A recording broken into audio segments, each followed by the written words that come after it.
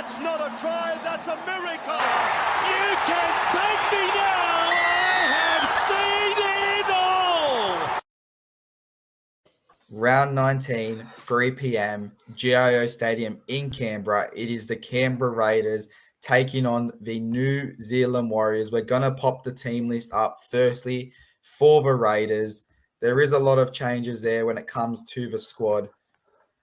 There it is. Sorry, it wasn't coming up on my screen. There is a lot of changes that do happen to that squad now. The ins, you have Mariota, Elijah Anderson, Elliott Whitehead, Nick Kotrick comes back, and Peter Hola. Now, I guess the biggest talking point here is Jordan Rapana has been suspended for 2 matches. So Nick Kotrick comes straight into the winter return to his position.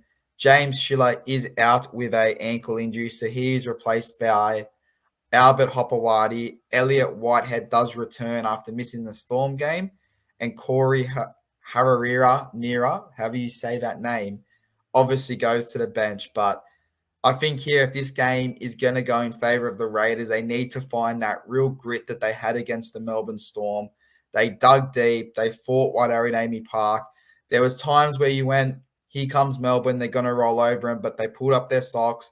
They threw the ball around. They played a little bit of flashy football, and they ended up getting that try that got them the 2 points.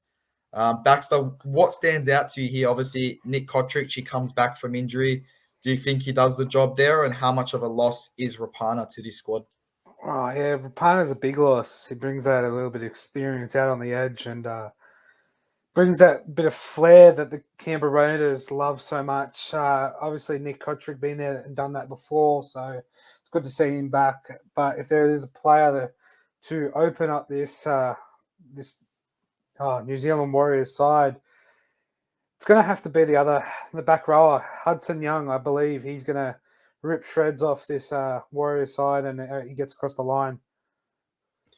Yeah, 100%. Obviously, it does look quite scary. And if you look at the run home, which we'll talk about a little bit later, this is probably one of the teams that has that easier run home if you're going from that 6th to 10th position. So there obviously are going to be an interesting side come the finals if they can make it. But I guess we'll jump across to the Warriors, and the major talking point for the Warriors, it's Reece Walsh. He's not named to start. He is obviously named on the bench. Baxter, help me out here.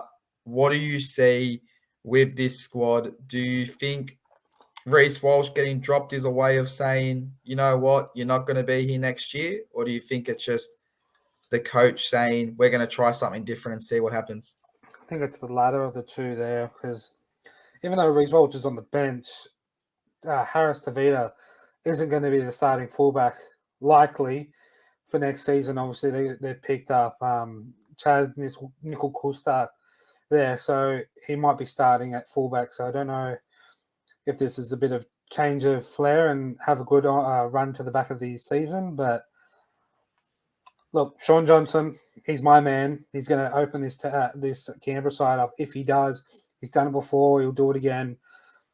And if I'm going to have to put a tip on it, it's going to be Canberra 1-12. That's a big call now. Obviously, we do know that Storm did go down to this Canberra side in Amy Park. But like we said in that review show, they kind of have Storm's number at Amy Park these last couple of years. So you don't know how much you can read into that. I'm going to go a bit further. I'm going to go Raiders 13+, purely because the game is in Canberra. It's going to be cold. It's probably going to be wet. Teams hate playing in Canberra when it's good weather. They're going to hate playing in Canberra when it's freezing cold. So I'm going Canberra 13+. That is the 3 o'clock game. It is at GIO Stadium. We will be back, obviously, very soon to talk about the 5:30 game. But again, thank you for joining me, and we'll see you guys soon. Peace.